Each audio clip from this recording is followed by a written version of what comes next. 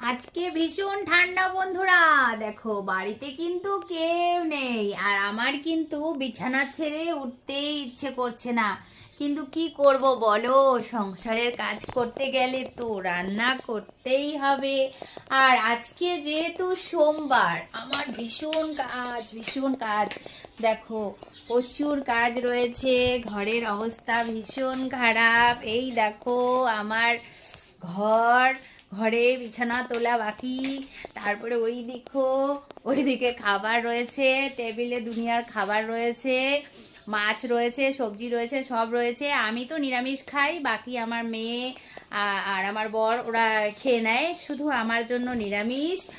আর রান্নাঘরের অবস্থা তো ভীষণ খারাপ। রান্নাঘরে কালকে খাওয়া দাওয়া করেছিলাম, সেই বাসন বেসিংয়ে ভর্তি রয়েছে। দেখো ধরতে ইচ্ছা করছে না। দেখো জলটা কি ঠান্ডা, আমার তো ভীষণ মানে ঠান্ডা লাগছে। জানলাটা খুলে দেই আগে, সবার আগে, তারপরে এগুলো সব মুছতে হবে। আজকে সোমবার, নিরামিষ, ভীষণ চাপ। সোমবার দিন আমার ভীষণ কষ্ট হয়। আর বাইরে তো কাপড় রয়েছে, ওই দেখো এক বালতি কাপড় রয়েছে ওইখানটায় কলের পাড়ে। আজকে আর ধুতে মন চাচ্ছে না, ভীষণ ঠান্ডা ভীষণ ঠান্ডা ভীষণ ঠান্ডা। তো বাইরের ওয়েদারও ঠান্ডা, বাইরেও ভীষণ ঠান্ডা। ওরে বাবা, বাইরে তো কুয়াশা পড়েছে।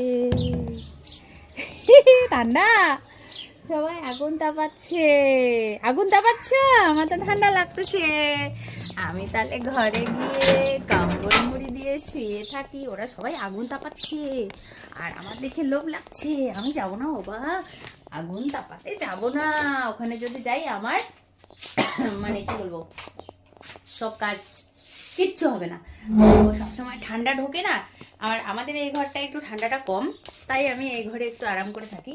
দেখো সবার আগে বিছানাটা তুলবো, বিছানাটা তুলতে হবে, তারপরে বাকি কাজ। ঘরের পরিস্থিতি দেখেছো, এই দেখো ঘরের পরিস্থিতি খুব খারাপ। তো চলো কাজ শুরু করে দেই। বসে থাকলে মুখে হাত যাবে না, বসে থাকলে রান্নাঘরে রান্নাও হবে না। তাই ঝটপট রান্নাটা শুরু করে দেই। তোমরাও তাড়াতাড়ি রান্না করো, না করলে খাবে কি, আমার মতো না খেয়ে বসে থাকতে হবে। তো চলো সকালবেলা মুড়ি খেয়ে নিলাম, এবার আমি যাই। সকালবেলা এই স্টার্ট করে দিই আগে বিছানা থেকে। তো সবার আগে ঘরের সৌন্দর্য হলো বিছানা, বাড়ির সৌন্দর্য বাড়ির বউ, ঘরের সৌন্দর্য বিছানা। তো সবার আগে বিছানা সুন্দর করতে হবে, তারপরে আমার সব কাজ হয়ে যাবে। তো চলো বাই।